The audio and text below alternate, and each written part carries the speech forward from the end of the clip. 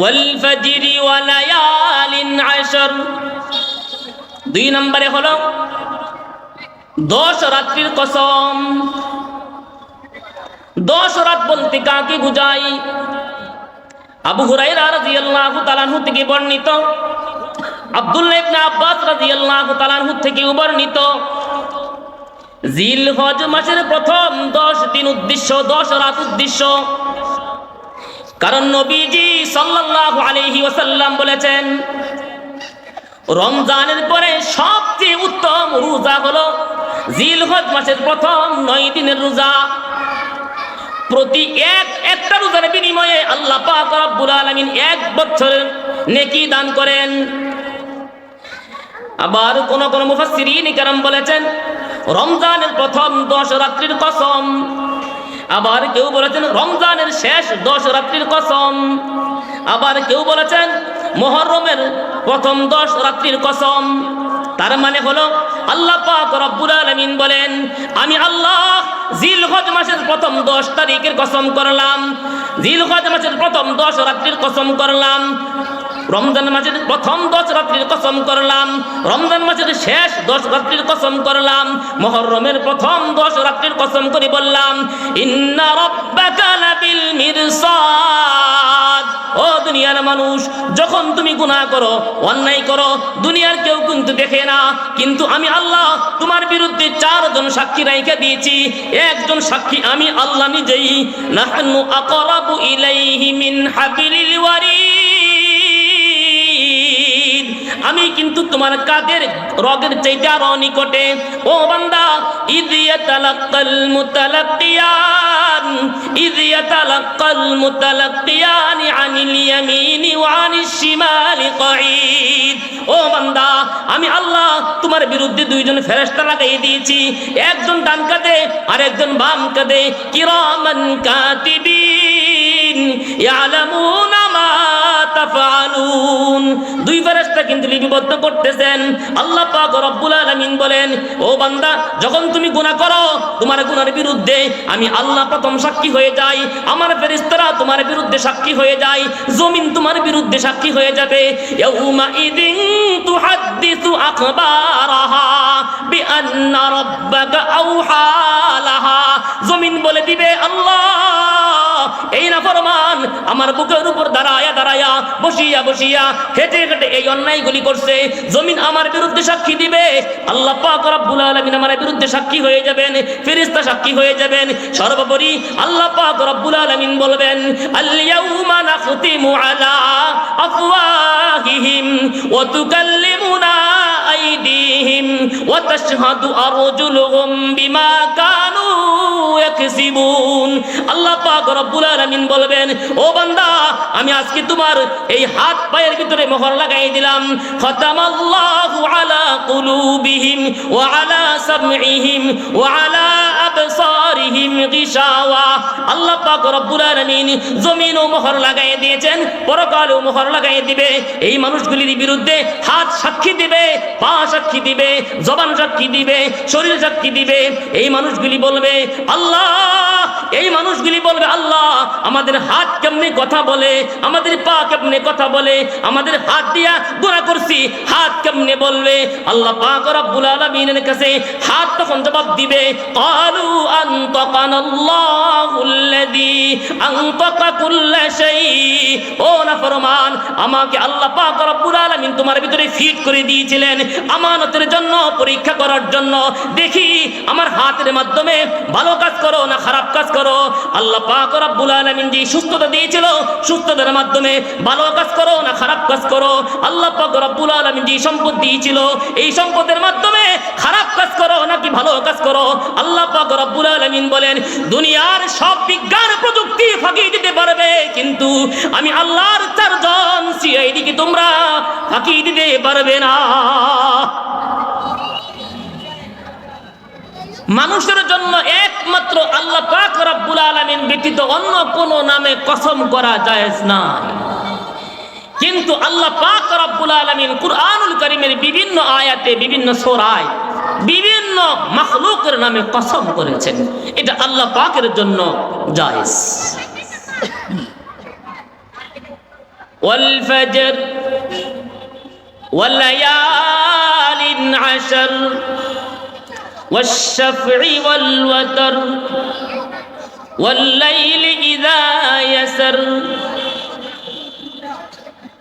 আল্লাহ পাক রব্বুল আলামিন সূরা ফজরের প্রথম 4 আয়াতের ভিতরে 5টা বিষয়ের কসম করেছেন। সূরা ফজরের প্রথম 4 আয়াতের ভিতরে আল্লাহ পাক রব্বুল আলামিন 5টি বিষয়ের কসম করেছেন। কসম করার পরে আল্লাহ পাক রব্বুল আলামিন যে বক্তব্য দিয়েছেন সেই বক্তব্য হলো 14 নম্বর আয়াত, ইন্না রাব্বাকা লাবিল মিরসাদ।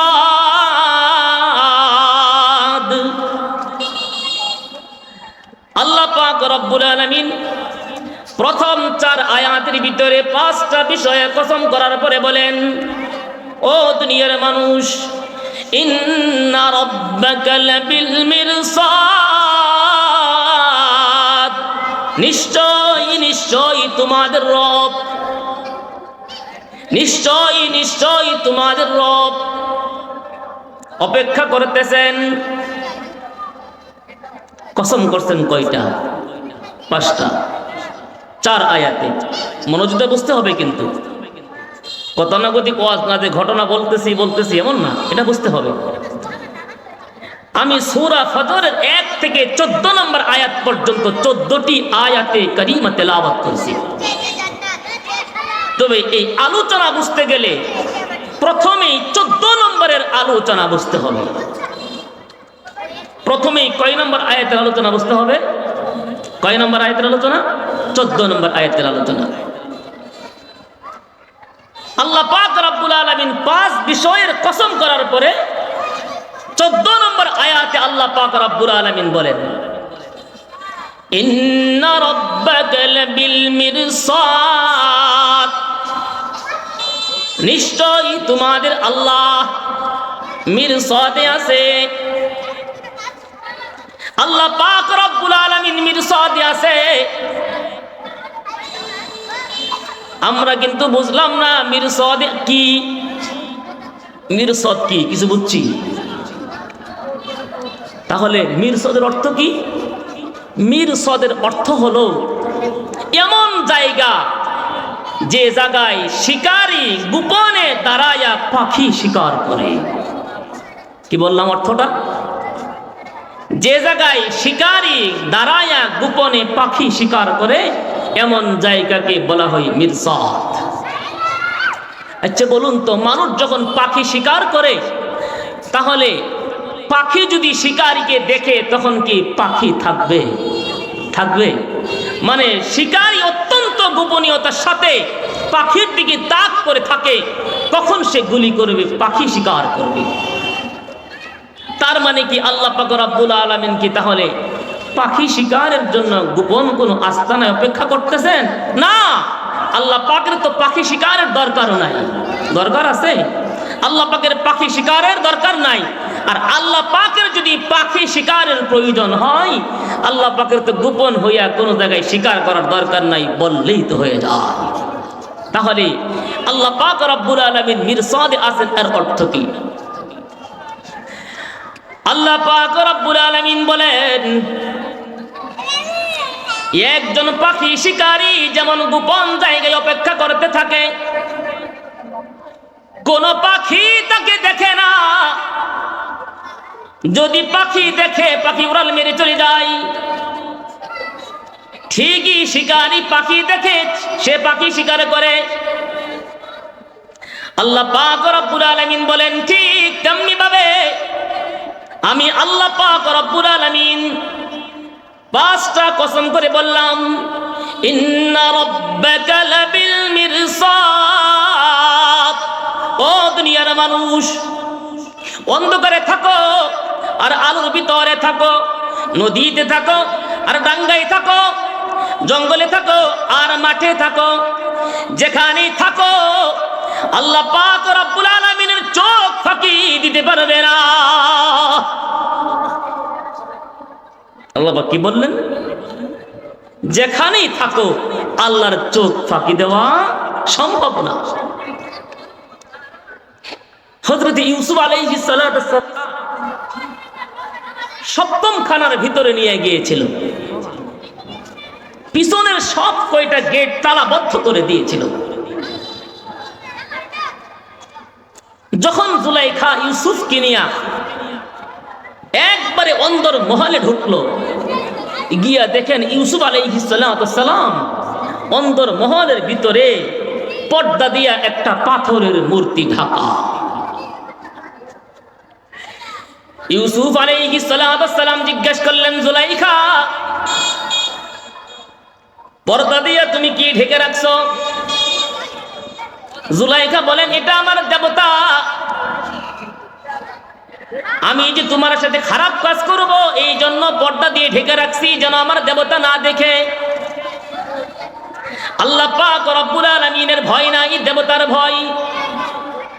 ইউসুফ বলেন, জুলাইখা, পর্দা দিয়ে ঢাকলে তোমার দেবতা তোমাকে দেখে না, কিন্তু দুনিয়ার কোনো পর্দা দিয়া আমার মালিককে ঢাকা যায় না। জুলাইখা, আমার মালিক তো পানির নিচেও যেমন দেখে, পানির উপরেও তেমন দেখে।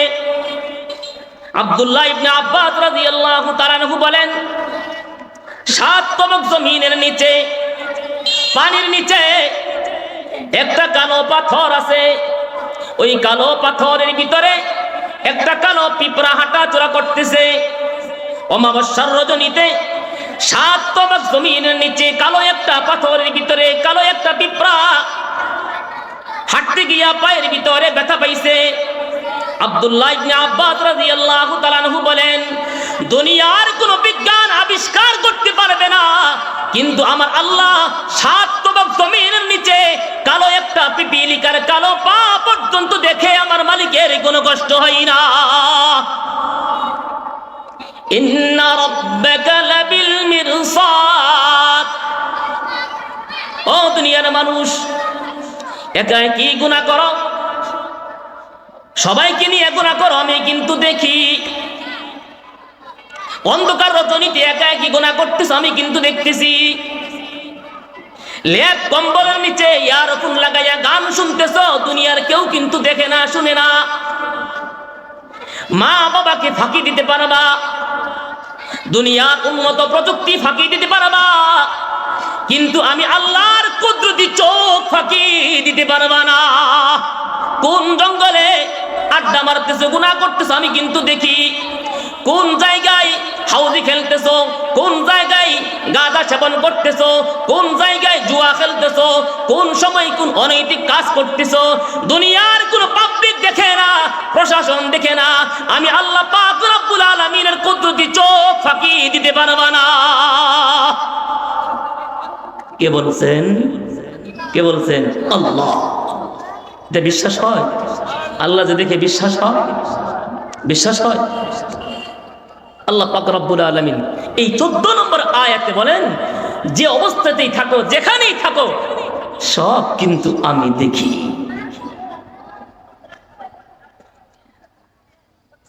তাহলে এবার সূরার শুরুতে যে কসমগুলি করছেন, এই কসমগুলি বোঝা দরকার। 1 নম্বর, ওয়াল ফাজরি ওয়া লায়ালিন আশর ওয়াশ শাফঈ ওয়াল ওয়াতর ওয়াল লাইলি ইযা ইয়াসর। 1 নম্বরে হলো ওয়াল ফাজর, প্রতিদিনের সকালের কসম, প্রতিদিনের সকালের কসম, প্রতিদিনের সকালের কসম। অথবা মুহররম মাসের 1 তারিখের সকালের কসম,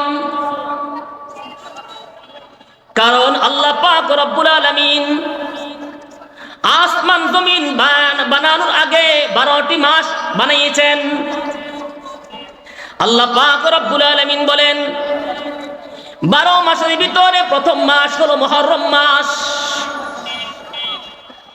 এই মুহররম মাসের প্রথম তারিখের সকালের কসম, প্রতিদিনের সকালের কসম, প্রতিদিনের সুবহে সাদিকের কসম, আমি আল্লাহ পাক রব্বুল আলামিন প্রতিদিনের সকালের কসম করে বলি বান্দা, তুমি যেখানেই থাকো আমি আল্লাহ পাক রব্বুল আলামিন কিন্তু তোমাকে দেখতেছি। আল্লাহ পাক রব্বুল আলামিন সকালের কসম কেন খাইলেন? সকাল এমন একটা গুরুত্বপূর্ণ বিষয়, যেই ব্যক্তি সকাল পায় সেই ব্যক্তি হায়াত পায়।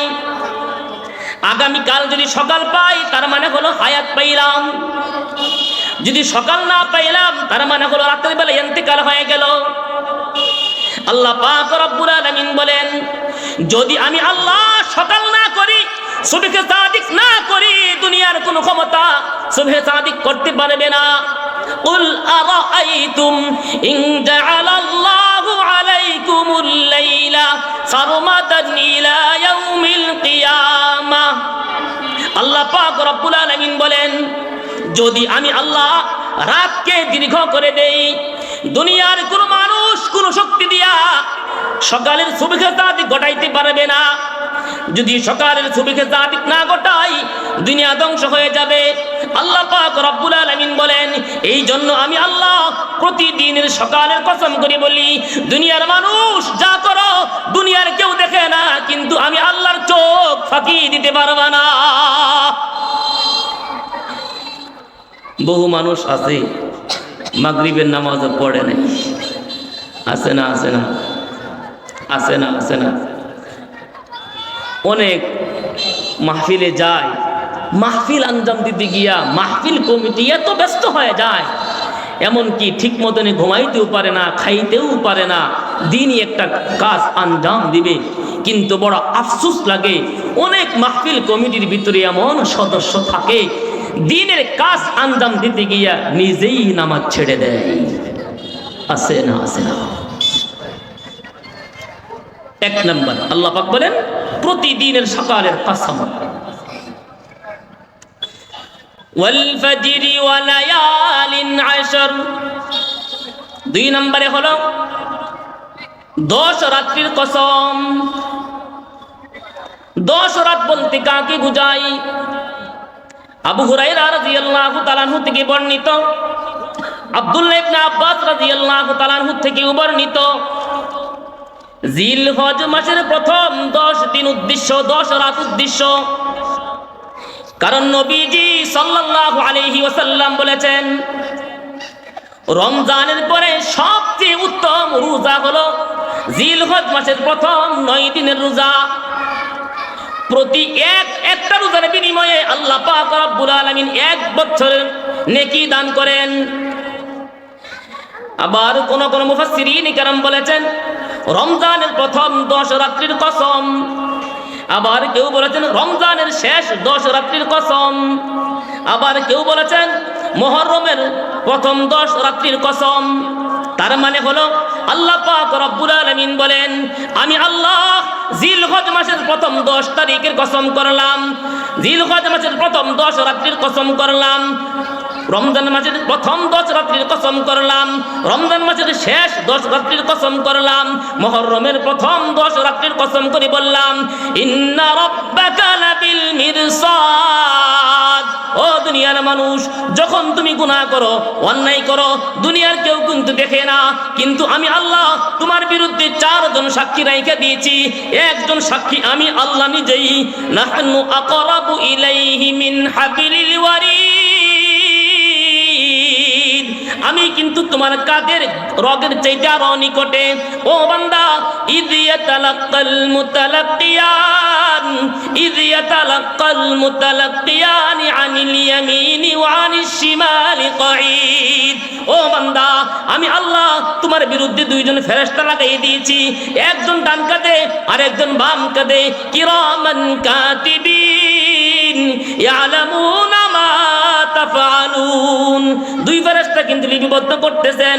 আল্লাহ পাক রব্বুল আলামিন বলেন, ও বান্দা, যখন তুমি গুনাহ করো, তোমার গুনার বিরুদ্ধে আমি আল্লাহ প্রথম সাক্ষী হয়ে যাই, আমার ফেরেশতারা তোমার বিরুদ্ধে সাক্ষী হয়ে যায়, জমিন তোমার বিরুদ্ধে সাক্ষী হয়ে যাবে।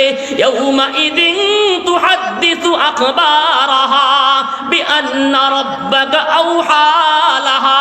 জমিন বলে দিবে, আল্লাহ এই নাফরমান আমার বুকের উপর দাঁড়ায়া দাঁড়ায়া বসিয়া বসিয়া হেঁটে হেঁটে এই অন্যায়গুলি করছে। জমিন আমার বিরুদ্ধে সাক্ষী দিবে, আল্লাহ পাক রব্বুল আলামিন আমার বিরুদ্ধে সাক্ষী হয়ে যাবেন, ফেরেশতা সাক্ষী হয়ে যাবেন। সর্বোপরি আল্লাহ পাক রব্বুল আলামিন বলবেন, আল ইয়াউমা নাখতিমু আলা আফওয়াহিহিম ওয়া তুকাল্লিমুনা আইদিহিম ওয়া তাশহাদু আরজুলুহুম বিমা কানু ইয়াকসিবুন। আল্লাহ পাক রব্বুল আলামিন বলবেন, ও বান্দা, আমি আজকে তোমার এই হাত পায়ের ভিতরে মোহর লাগাই দিলাম। খতামাল্লাহু আলা কুলুবিহিম ওয়া আলা সামঈহিম ওয়া আলা আবসারিহিম গিশাওয়া। আল্লাহ পাক রব্বুল আলামিন জমিনও মোহর লাগাই দিয়েছেন, পরকালেও মোহর লাগাই দিবে। এই মানুষগুলির বিরুদ্ধে হাত সাক্ষী দিবে, পা সাক্ষী দিবে, জবান সাক্ষী দিবে, শরীর সাক্ষী দিবে। এই মানুষগুলি বলবে আল্লাহ, এই মানুষগুলি বলবে আল্লাহ, আমাদের হাত কেমনে কথা বলে, আমাদের পা কেমনে কথা বলে, আমাদের হাত দিয়া গুনাহ করছি, হাত কেমনে বলবে। আল্লাহ পাক রব্বুল আলামিনের কাছে হাত তখন জবাব দিবে, ক্বালু আনতাকানাল্লাহুল্লাযী আনতাকা কুল্লা শাই। ও নাফরমান, আমাকে আল্লাহ পাক রব্বুল আলামিন তোমার ভিতরে ফিট করে দিয়েছিলেন আমানতের জন্য, পরীক্ষা করার জন্য। দেখি আমার হাতের মাধ্যমে ভালো কাজ করো না খারাপ কাজ করো। আল্লাহ পাক রব্বুল আলামিন যে সুস্থতা দিয়েছিল, সুস্থতার মাধ্যমে ভালো কাজ করো না খারাপ কাজ করো। আল্লাহ পাক রব্বুল আলামিন যে সম্পদ দিয়েছিল, এই সম্পদের মাধ্যমে খারাপ কাজ করো নাকি ভালো কাজ করো। আল্লাহ পাক রব্বুল আলামিন বলেন, দুনিয়ার সব বিজ্ঞান প্রযুক্তি ফাঁকি দিতে পারবে, কিন্তু আমি আল্লাহর চারজন সিআইডিকে তোমরা ফাঁকি দিতে পারবে না। কশিন কালো আল্লাহর দরবার থেকে দায়ী মুক্তি এড়ানো যাবে না। বড় ভয়ঙ্কর পরিস্থিতি। সে বলেন, একটা রাষ্ট্রপ্রধান যদি বলে আমি কিন্তু তোমাদের বিরুদ্ধে সিআইডি লাগাই রাখছি, খবরদার, আমি কিন্তু সব দেখতেছি, তোমরা কি কথা বলো সেটাও কিন্তু আমি আড়ি পেতে আছি, সব শুনতেছি। কোন মানুষ কি অন্যায় করতে চাইবে? চাইবে? চাইবে না। তাহলে আল্লাহ পাক রব্বুল আলামিন কসম করে বললেন, আমি কিন্তু সব দেখতেছি।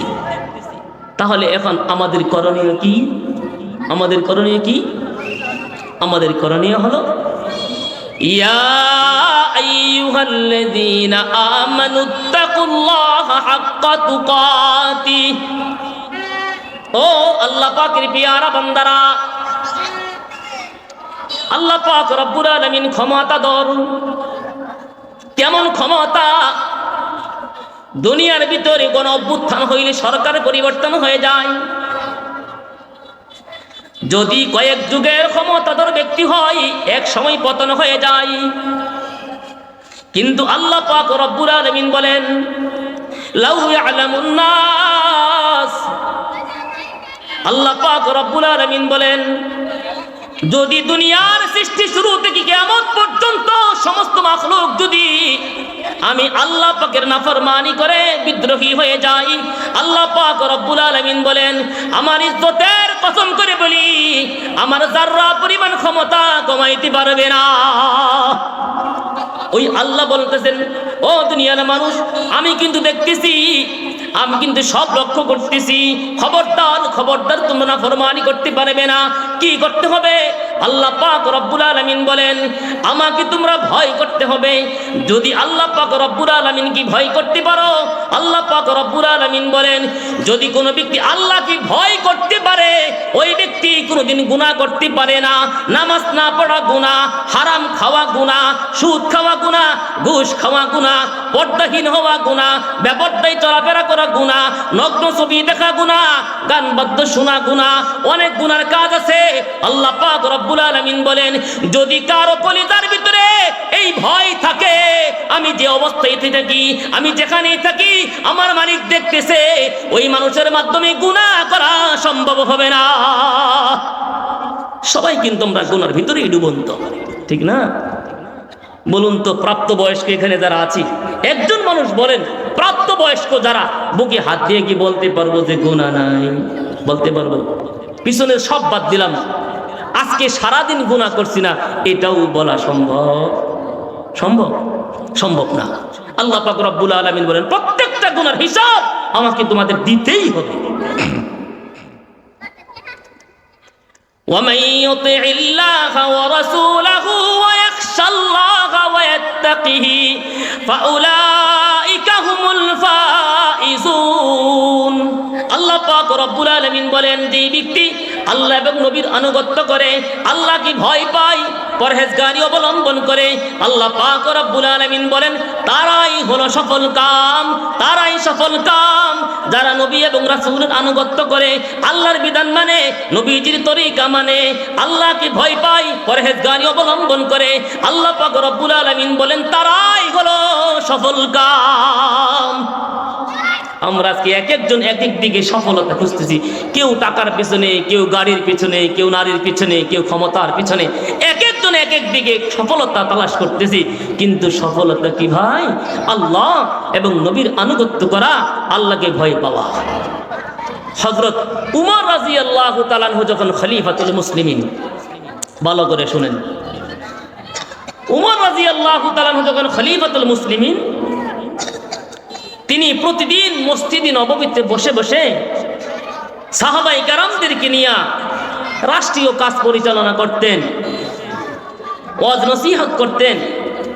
তো মসজিদে নববীর পাশেই ছিল একজন নওজোয়ান সাহাবীর বাড়ি।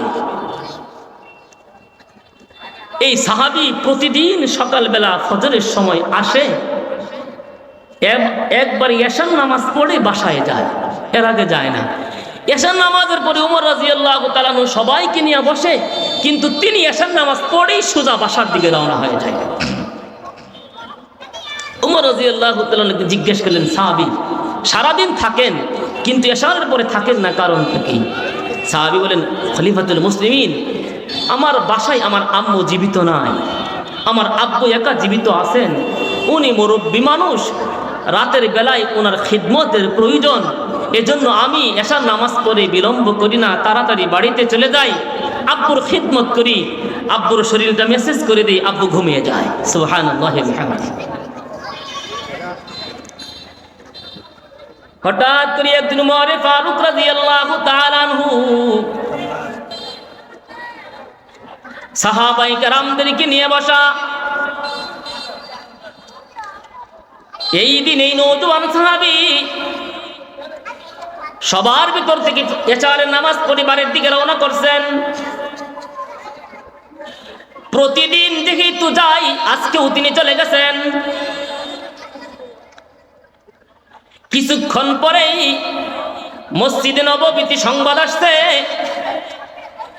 রাস্তার ভিতরে একজন সাহাবী অজ্ঞান হয়ে পড়ে আছেন। সাহাবায়ে কেরাম দৌড়ায় গেছেন, গিয়ে দেখেন ওই নওজোয়ান সাহাবী রাস্তার ভিতরে অজ্ঞান হয়ে গেছেন। সাহাবায়ে কেরাম রাস্তা থেকে উঠায়া বাড়িতে নিয়ে গেছেন। উনাকে চিকিৎসা করার পর তিনি সুস্থ হয়েছেন। সাহাবারা জিজ্ঞাসা করেন, আপনার ঘটনা কি?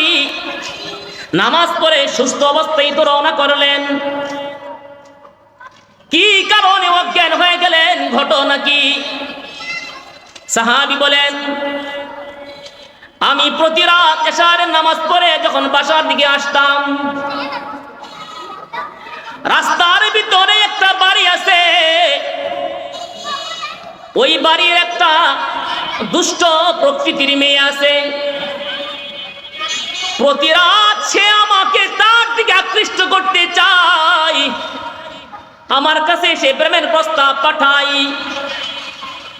এভাবে অনেকদিন আমার পিছনে লেগে আছে, কিন্তু একবারের জন্য তার দিকে আমি যুবক তাকায়া দেখি নাই, আমি তার প্রেমের প্রস্তাব কবুল করি নাই। কারণ আমি জানি বেগানা মহিলার সাথে কথাবার্তা বলাও হারাম, এই মহিলার সাথে দেখা সাক্ষাৎ করাও হারাম। আমি জানি গভীর রজনীতে কথা বললে কেউ দেখবে না, কিন্তু আমার মালিকের চোখ ফাঁকি দিতে পারবো না, এই জন্য আমি তার সাথে একদিনও কথা বলি নাই। কিন্তু আজকের ঘটনা সম্পূর্ণ ভিন্ন। আমি যখন এশারের নামাজ পড়ে রওনা করলাম, হঠাৎ করে পিছন দিক দিয়ে সেই মহিলা এসা আমাকে জড়ায় ধরছে। যেই মুহূর্তে আমাকে জড়ায় ধরছে, আমি তার পিছনে পিছনে রওনা করলাম। আমি কিছু দূর যেতে না যেতেই এভাবেই তো আমাদের আব্বা আদম এবং হাওয়া আম্মাজান দুইজনকে জান্নাতের ভিতরে শয়তান ধোঁকা দিয়েছিল। আমার স্মরণ হয়ে গেছে, فوسوس لهما الشيطان ليبدي لهما ما بوري عنهما من سوآتهما وقال ما نهاكما ربكما عن هذه الشجرة إلا أن تكونا ملكين أو تكونا من الخالدين وقاسمهما إني لكما لمن الناصحين। যুবক বলেন, আব্বা আম্মা দুইজনকে জান্নাতের ভিতরে ইবলিস ভালো মানুষের লেবাস দিয়া ধোঁকা দিয়েছিল। ধোঁকার কারণে আব্বা আম্মা জান্নাত থেকে চলে আসছেন। আমার স্মরণ হয়ে গেছে, এটা তো শয়তানের ধোঁকা, আমি এই মহিলার সাথে যেতে পারি না। এতটুকু মনে হওয়ার সঙ্গে সঙ্গে আমি জোরে একটা চিৎকার মারলাম। চিৎকার মারার পরে অজ্ঞান হয়ে গেছি, আর কিছু বলতে পারবো না। যুবক এতটুকু বলার পরে আবার তিনি অজ্ঞান হয়ে গেলেন। অজ্ঞান হয়ে যাওয়ার পরে আবার সবাই চিকিৎসা করতেছেন, মেসেজ করতেছেন, কিন্তু এবার চিরদিনের জন্য দুনিয়া থেকে বিদায় নিয়ে নিলেন। সাহাবায়ে কেরাম রাতের বেলায় তাড়াহুড়া করে খুব তাড়াতাড়ি অল্প সময়ের ভিতরে দাফন সম্পন্ন করলেন। কারণ নবীজির সুন্নত হলো কোন মুসলমান মারা যাওয়ার পরে যত দ্রুত সম্ভব তাকে তোমরা কবরের ভিতরে ঢুকাইয়ে দাও। লম্বা টাইম অপেক্ষা করে এটা সুন্নতের খেলাফ। লম্বা টাইম কারো জন্য মাইয়েতকে জমিনের উপরে অপেক্ষা করে এটা সুন্নতের উল্টা। এজন্য নবীর সাহাবায়ে কেরাম রাতের বেলায় যত সম্ভব তাড়াতাড়ি দাফন কাফন করলেন। কিন্তু খলিফাতুল মুসলিমিন উমরে ফারুক রাদিয়াল্লাহু তাআলা আনহুকে পর্যন্ত খবর দিলেন না। পরের দিন যখন সকাল হলো, ফজরের নামাজের পরে উমরে ফারুক রাদিয়াল্লাহু তাআলা আনহু তাকাইছেন। তাকায়ে দেখে সবাই আছে, কিন্তু সেই নওজোয়ান সাহাবী নাই। উমরে ফারুক রাদিয়াল্লাহু তাআলা আনহু জিজ্ঞেস করলেন, সাহাবারা, প্রতিদিন যেই যুবকটা আসতো আজকে সেই যুবকটা কোথায়? উমরে ফারুক রাদিয়াল্লাহু তাআলা আনহুকে বলা হলো, ও খলিফাতুল মুসলিমিন, গতকাল রাত্রেই ঘটনা ঘটছে, ইন্তেকাল করছে, আমরা তাকে জান্নাতুল বাকিতে দাফন করে দিয়েছি। উমরে ফারুক রাদিয়াল্লাহু তাআলা আনহু বলেন, ও নবীর সাহাবারা, আল্লাহ পাক রব্বুল আলামিন তো ওয়াদা করেছেন যে এই ব্যক্তি আল্লাহর ভয়ে আল্লাহকে সন্তুষ্ট করার জন্য গুনাহ ছেড়ে দিবে, আল্লাহ পাক রব্বুল আলামিন তো তাকে দুইটা করে জান্নাত দিবে। ও নবীর সাহাবারা, নবীজির ওই সাহাবী আল্লাহর ভয়ে গুনাহ ছেড়ে দিয়েছে, আমার তো বিশ্বাস আমার আল্লাহ তাকে কমপক্ষে দুইটা জান্নাত দিবে। কোথায় থেকে দাফন করছো? আমাকে তোমরা নিয়ে যাও। উমরে ফারুক রাদিয়াল্লাহু তাআলা আনহু জান্নাতুল বাকিতে চলে গেলেন। কবরের সামনে গিয়ে দাঁড়াইলেন।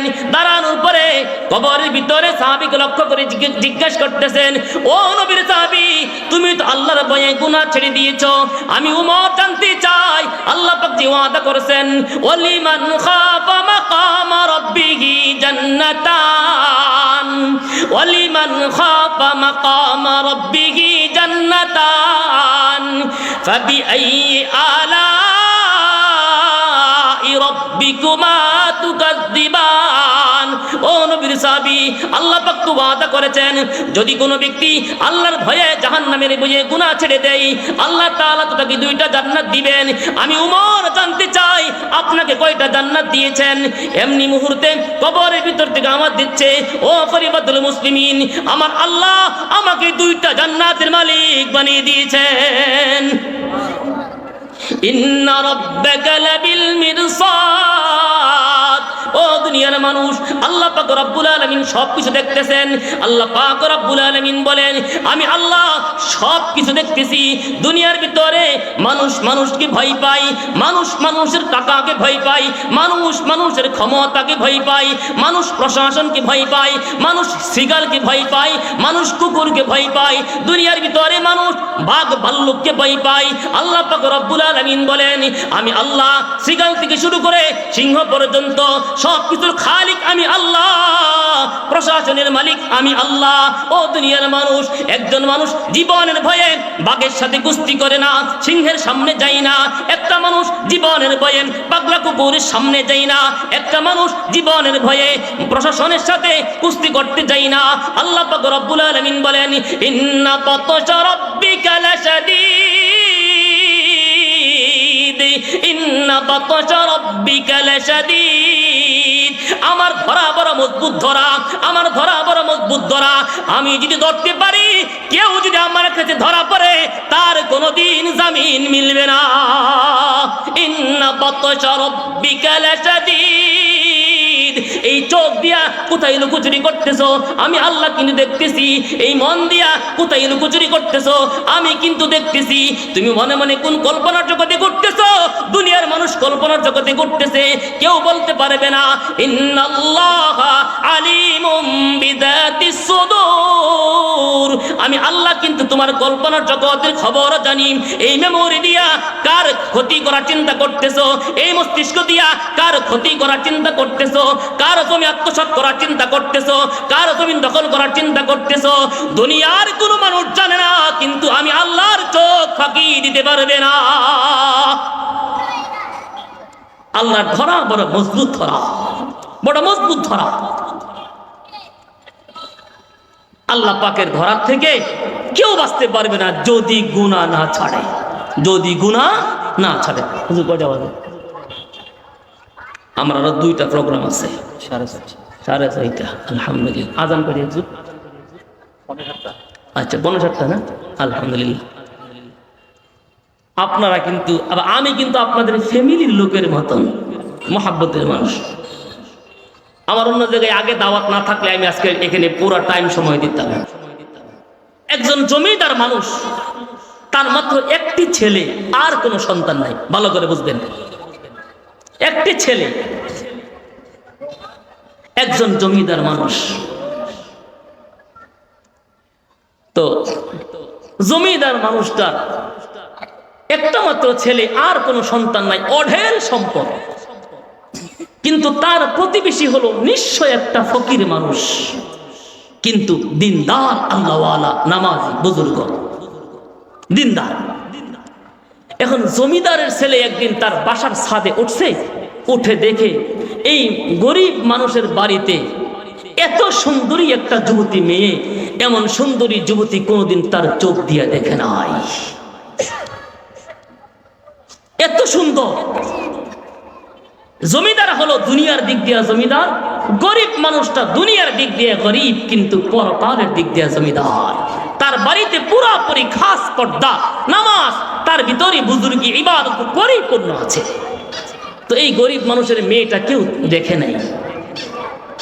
তো জমিদারের ছেলে যখন দেখছে যে এই মেয়ে এত সুন্দরী, তার মনের ভিতরে এই জমিদারের মেয়ের আকর্ষণ ঢুকে গেছে। তো জমিদারের একমাত্র ছেলে তার আম্মুকে বলছে, আম্মু, আমাকে যদি বিয়ে করাইতে চাও তাহলে এই মেয়েকেই বিয়ে করাবো, ভিন্ন কোনো মেয়েকে বিয়ে করবো না। আচ্ছা বলুন তো, এটা কি সামাজিক দৃষ্টিতে, এটা কি কুফুর দৃষ্টি, এটা কি মিলে? এটা মিলে না, সম্ভব না। বিভিন্ন জায়গা থেকে তার জন্য অনেক ভালো ভালো বিয়ের অফার আসে, কিন্তু ছেলে মানতে নারাজ। বাবা বারবার বুঝায়, বাবা দেখো আমাদের একটা অবস্থান আছে, আমাদের সাথে মিলতে হবে, এটাও শরীয়তের একটা বিধান, এটাও শরীয়তের বিধান। কাঁধে কাঁধ মিলায়া দিনদারির দিক দিয়ে লক্ষ্য করে এবং হালাল মানের দিকে লক্ষ্য করে, অন্তত যেন 19-20 হলেও সমস্যা নেই, 1 আর 20 হলে অনেক সমস্যা, মোটামুটি কুফু মিল রেখে আত্মীয় করা। জমিদার বলে এখানে বিয়ে করানো সম্ভব না। শেষ পর্যন্ত জমিদারের ছেলের কারণে জমিদারের বাধ্য হয়েছে এই গরিব মানুষের কাছে বিয়ের প্রস্তাব দিতে বাধ্য হয়েছে। খুব ভালো করে বুঝবেন, খুব হৃদয় বিদারক একটা ঘটনা। একমাত্র জমিদার, সে তার একমাত্র ছেলের জন্য বিয়ের প্রস্তাব দিয়েছে। লেবারের মেয়ের জন্য লেবারের কাছে প্রস্তাবটা দেওয়ার সাথে সাথেই তো কবুল হওয়ার কথা, কি বলেন? কথা না?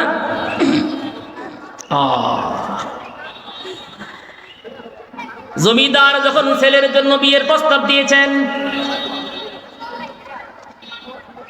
গরিব লেবার মানুষটা বলেন, বেয়াদবি মাফ করবেন, মনে কিছু নিবেন না, দুনিয়ার জমিদারি আপনার ঘরে আছে, কিন্তু আখিরাতের কোনো জমিদারি আপনার ঘরে নাই। আমার ঘরের ভিতরে দুনিয়ার জমিদারি নাই, কিন্তু আমার মেয়ের জন্মের পর থেকে আজ পর্যন্ত কোনো ভিন্ন পুরুষ দুই চোখ দিয়ে আমার মেয়েকে বাহিরে দেখতে পারে নাই। কেমন মনে করেন? আপনার জমিদারি ঠিক আছে, কিন্তু আমার মেয়ে আপনার ছেলের কাছে বিয়ে দিব না। একটা লেবার মানুষ যখন জমিদারকে ফেরায় দিয়েছে, এই জমিদারের জমিদারগিরি আছে আছে, এটা মাথা আছে, শেষ শেষ পর্যন্ত এই গরিব মানুষটা তার মেয়েকে বিয়ে দিয়েছে পার্শ্ববর্তী একটা এলাকায়, এমনই আরেকজন বুজুর্গ ছেলের কাছে। সুবহানাল্লাহ, আল্লাহর কি কুদরতি খেলা। হঠাৎ করে একবার দেশের ভিতরে দুর্ভিক্ষ শুরু হয়ে গেছে। বিভিন্ন জায়গা থেকে ত্রাণ নেওয়ার জন্য মানুষ জমিদারের বাড়িতে লাইন ধরছে। জমিদার তার একমাত্র ছেলেকে ডাকছে, বলে, বাবা, ওই এলাকাতে এখনো পর্যন্ত ত্রাণ পৌঁছে নাই, সেখানে লোকজন আসে নাই, আমি বাবার পক্ষ থেকে তুমি ত্রাণ নিয়ে যাও, সেখানে গিয়ে ত্রাণ বিতরণ করো। এটা কোন এলাকা? যেই এলাকায় সেই মেয়েটার বিয়ে হয়েছিল। জমিদারের ছেলে ত্রাণ বিতরণ করার জন্য মাল সামগ্রী নিয়ে হাজির হয়ে গেছেন, লাইন ধরছে, সবাই ত্রাণ নিতেছেন। হঠাৎ করে তাকায় দেখে লাইনের ভিতরে অনেক দূরে অন্যান্য সকল মহিলার চেয়ে ভিন্ন রকমের একটা লেবাস, মাথা থেকে পা পর্যন্ত আবৃত করে একজন মহিলা, পুরাটা শরীর আবৃত করা। জমিদারের ছেলে পেরেশান হয়ে গেছে। যেই মুহূর্তে মানুষের পেটে খাবার নাই, ঘরে খাবার নাই, সবাই লাইন ধরছে খাবার নেওয়ার জন্য, এই পরিস্থিতিতেও একজন মহিলা এভাবে নিজেকে আবৃত করে আসছে। দুই পাশে দুইটা ছেলে, কুলে আর একটা দুধের বাচ্চা, সবাই ত্রাণ নিতে এসে যেই মুহূর্তে ওই মেয়েটা সামনে এসে হাজির হয়ে গেছেন, জমিদারের ছেলে জিজ্ঞেস করছেন, আপনার বাড়ি কোথায়? মেয়ে উত্তর দিয়েছেন, আমার বাড়ি আপনার প্রতিবেশী আমি, আমার বিয়ে হয়েছিল এই এলাকাতে, আমার তিনটা ছেলে সন্তান হয়েছে, বড় ছেলের বয়স মাত্র 6 বছর, মেজু ছেলের বয়স মাত্র 4 বছর, ছোট ছেলে এটা মাত্র 2 মাসের বয়স। আমার স্বামী দুনিয়া থেকে ইন্তেকাল করে চলে গেছেন, বাবা গরিব, আমি বিধবা, যাব কোথায়? শুনছি জমিদারের ছেলে ত্রাণ সামগ্রী নিয়ে আসছেন, ত্রাণ নেওয়ার জন্য আসছি। জমিদারের ছেলে বলে, সবাইকে ত্রাণ দিছি বিনা শর্তে, তোমাকে বিনা শর্তে ত্রাণ দিব না।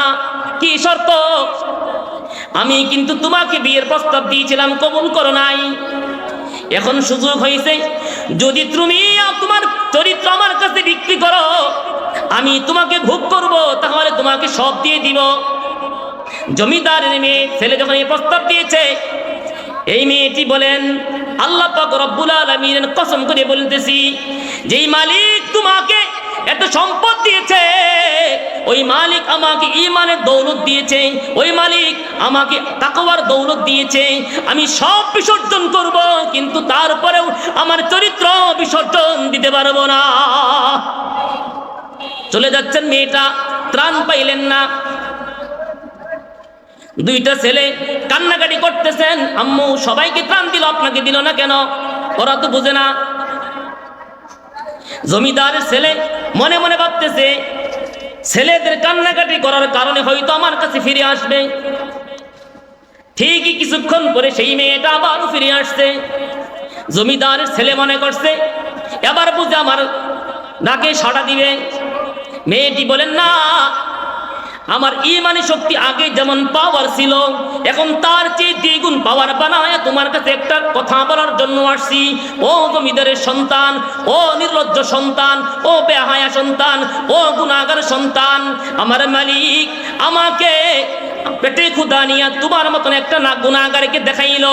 আমি তোমার সামনে একটা ওয়াদা করলাম, আমার মালিক আমাকে বাড়িতে পৌঁছার পূর্বে আমার জন্য আসমান থেকে খাবার পৌঁছাবে, কারণ আমার এতিম সন্তান, আমি বিধবা। আমার আল্লাহ আমাকে ক্ষুধার্ত পেট নিয়া তোমার মতন গুনাহগারকে দেখাইলো, কিন্তু আমার আল্লাহ আমাকে বাড়ি পৌঁছানোর পূর্বে আসমান থেকে খাবার দিবে, আমার সন্দেহ নাই। আল্লাহ পাকের ওয়াদা আছে, ওমান ইয়াত্তাকিল্লাহা ইয়াজআল লাহু মাখরাজা। যেই ব্যক্তি আল্লাহকে ভয় পায়, গুনাহ ছেড়ে দেয়, আল্লাহ তাআলা তার জন্য অনেক রাস্তা খুলে দেয়। ওয়া ইয়ারযুকহু মিন হাইতু লা ইয়াহতাসিব, এমন ভাবে রিজিক দান করেন যেই রিজিক কেউ কল্পনাও করতে পারে না। যখন এই মেয়েটা এমন একটা কথা বলছে, তো মানুষ গুনাহ করলেও মাঝে মাঝে কিন্তু অন্তরে ধাক্কা লাগে, ঠিক না? যত গুনাহই করুক মানুষ, হুজুরদের ব্যাপারে, আলেমদের ব্যাপারে একটা আলাদা শ্রদ্ধা ভক্তি এদের অন্তরে আছে, তাদেরকে কিছু বলা যাবে না। জমিদারের ছেলের ভিতর ধাক্কা লাগছে, সবাইকে ত্রাণ দিলাম, এই মেয়েটা ত্রাণ নিল না। যেভাবে আল্লাহর কাছে বাইনা ধরছে, আমার বিশ্বাস আল্লাহ তাআলা অবশ্যই তাকে ত্রাণ দিবেই, তবে আল্লাহ আমাকে ধ্বংস করে দিবে, তার বিশ্বাস হয়ে গেছে।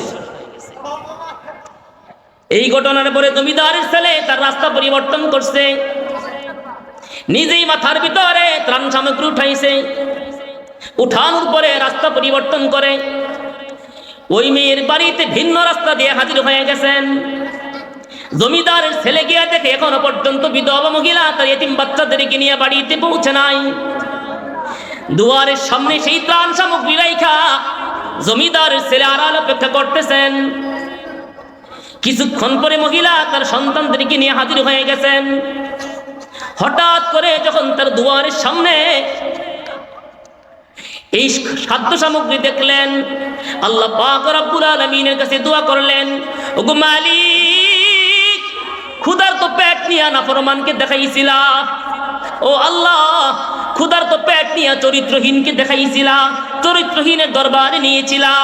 আজকে আমার করুণ পরিস্থিতিতে, আমার সংকট মুহূর্তে কোন আল্লাহর ওলি আমার ঘরের সামনে খাবার দিয়ে দিল, ও আল্লাহ আমাকে দেখা দিল না, আমি এটাকে দেখতে পারলাম না, তবে তোমার কাছে একটা ফরিয়াদ জানাই, ওগো মালিক, যেই মানুষটা আমার জন্য দুরুদিনে এত উপকার করলো, তোমার কাছে ফরিয়াদ, ওই মানুষটার জন্য দুনিয়ার আগুন হারাম করে দিবা, পরকালে জাহান্নামের আগুন হারাম করে দিবা।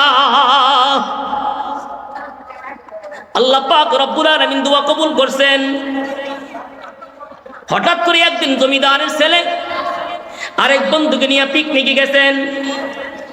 পিকনিকে যাওয়ার পরে পাহাড়ের ভিতরে লাকড়ি দিয়ে পাকাইতেছে, আগুন নিভে গেছে চুলার। বন্ধু তাকায় দেখি এই জমিদারের ছেলে চুলার আগুন নিভে গেলে বাতাস দেয় না, ফু দেয় না, ডান হাতটা জ্বলন্ত চুলার ভিতরে ঢুকাই দেয়, এমন নাড়াচাড়া করে, হাত পুড়ে না কিন্তু আগুন জ্বলে যায়। বন্ধু জিজ্ঞাসা করে, দোস্ত তুমি এমন বড় কারামতি পাইলা কোথায়? জমিদারের ছেলে বলে, ও দোস্ত, জীবনে অনেক পাপ করেছি, অনেক অন্যায় করেছি, কিন্তু একদিনের একটা ঘটনা, একটা আল্লাহর ওলি, একজন আল্লাহর ওলি বান্দি একটা দোয়া আমার জন্য হয়েছে। ওই আল্লাহর বান্দি যখন আল্লাহর কাছে দোয়া করেছিল, ওর পর থেকে আমি যতদিন পর্যন্ত এই দুনিয়ার জমিনে হাত দেই, আমার হাত পুড়ে না, আমার পশম পর্যন্ত পড়ে না। ও দোস্ত, এর পর থেকে আমার জীবন পরিবর্তন করে দিয়েছি। কারণ কি, আমার আল্লাহ জমিনের ভিতরে যে আগুন দিয়েছে, সেই আগুন হলো জাহান্নামের আগুনের চেয়ে 70 গুণ ক্ষমতা কম। আর আখিরাতে আল্লাহ পাক যে আগুন বানিয়েছেন জাহান্নামের ভিতরে, সেই জাহান্নামের আগুন হলো দুনিয়ার আগুনের চেয়ে কমপক্ষে 70 গুণ বেশি গতি সম্পন্ন। আল্লাহ পাক রব্বুল আলামিন বলেন, ও দুনিয়ার মানুষ, গুনাহ করবা, জাহান্নামের কথা চিন্তা করে করবা। যদি জাহান্নামের আগুন সহ্য করতে পারো গুনাহ করবা, যদি আল্লাহকে ফাঁকি দিতে পারো গুনাহ করবা। আল্লাহকে ফাঁকি দেওয়া সম্ভব না, জাহান্নামের আগুন সহ্য করা সম্ভব না। সুতরাং দুনিয়ার কোন জায়গায় আল্লাহর নাফরমানি করা সম্ভব না। গুনাহ ছাড়বো না ধরবো? গুনাহ ছাড়বো? আজকের পর থেকে হারাম খাইব, আজকের পর থেকে হারাম খাইব, হারাম খাইব না। চোখ দিয়ে হারাম দেখবো না। চোখ দিয়ে হারাম কি? নবীজি সাল্লাল্লাহু আলাইহি সাল্লাম হাদিসে বলেছেন, কোন ব্যক্তি যদি তার জিহ্বা আর দুই রানের মাঝখানে লজ্জাস্থান, এই দুইটা জিনিসের ওয়াদা আমাকে দেয়, হেফাজতের ওয়াদা আমাকে দেয়, নবী বলেছেন আমি নবী তার জন্য জান্নাতের গ্যারান্টি দিয়ে দিলাম। সুবহানাল্লাহ। বড় দুঃখ লাগে ভাই, বহু নামাজি, মনে রাখবেন, অনেক নামাজি, অনেক মুবাল্লিগ, অনেক হাজি, অনেক বক্তা, অনেক নেককার মানুষ জাহান্নামে যাবে শুধু চোখের কারণে। কিসের কারণে ভাই? কিসের কারণে? নিজে চোখ দিয়া পর্দা করছে না, নিজের বউয়েরও পর্দা করাইছে না। বহু মানুষ জাহান্নামে যাবে শুধু বউয়ের কারণে, শুধু বউয়ের কারণে, শুধু বউয়ের কারণে। আপনার বিবি আপনি দেখবেন, ভিন্ন কোনো পুরুষ দেখা আপনার স্ত্রীর জন্য হারাম। এমনকি কোন মেয়ের জন্য তার দেবর, তার বাসর, তার মামা শ্বশুর, খালো শ্বশুর, ফুফা শ্বশুর, তার চাচাতো ভাই, মামাতো ভাই, খালাতো ভাই, তালতো ভাই, উকিল শ্বশুর, উকিল মা, ধর্মের বাপ, ধর্মের ভাই, এইগুলি সব দেখা বিলকুল হারাম। বহু মানুষ নামাজ পড়ে মাশাআল্লাহ, কিন্তু ঘরের ভিতরে খাস পর্দা নাই, খাস পর্দা নাই। এমন একটা ভয়ঙ্কর বিষয়, নামাজ যেমন ফরজ, পর্দাও তেমন ফরজ। যদি কলিজার ভিতরে ভয় থাকতো, মা বোনেরা কি বাসার থেকে বের হইতো? আর বের হইলেও কি বেপর্দায় বের হইতো? মা বোনেরা বাসার ভিতরে জেলখানার মতন বন্দি থাকার বিধান ইসলাম দেয় না। কেন আপনার করতেছে কেন? মা বোন ঘর থেকে বের হতে পারবে, মা বোন বিভিন্ন কাজে তাদের অবদান রাখতে পারবে। এমনকি সংবিধান